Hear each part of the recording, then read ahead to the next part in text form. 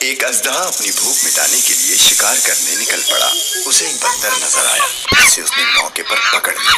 بندر نے موت کو سامنے دیکھ کر شور مچانا شروع کر دیا۔ قریبی کھیتوں میں ایک کسان نے بندر کی آواز سنی تو اس جانب بھاگتا ہوا آیا۔ کسان نے جب بندر کو اس حال میں دیکھا تو ترس کھا کر بڑی مشکل سے اس اژدہے سے بچا لیا۔ بندر اس احسان کے بدلے میں کسان کا فرما بردار ہو گیا اور وفادار دوست کی طرح اس کے ساتھ رہنے لگا اور کام کاج میں اس کی مدد کرنے لگا۔ کسان آرام کرتا تو بندر اس کی حفاظت کرتا اور مکھیاں وغیرہ دور کرتا۔ گاؤں کے ایک سمجھدار شخص نے کسان سے کہا، میاں سنو، بندر سے دوستی اچھی نہیں ہے، وہ ایک بے عقل جانور ہے، تمہیں نقصان پہنچا سکتا ہے۔ کسان نے جواب دیا، اپنی نصیحت اپنے پاس رکھیں، مجھے اس بندر پر اعتماد ہے۔ دن گزرتے گئے اور بندر کسان کی خدمت کرتا رہا۔ ایک دن کسان سو رہا تھا اور بندر اس پر بیٹھنے والی مکھیاں اڑا رہا تھا، لیکن ایک مکھی بار بار اس کے منہ پر آ کر بیٹھ جاتی تھی۔ بندر اسے اڑاتا، وہ پھر آ بیٹھتی۔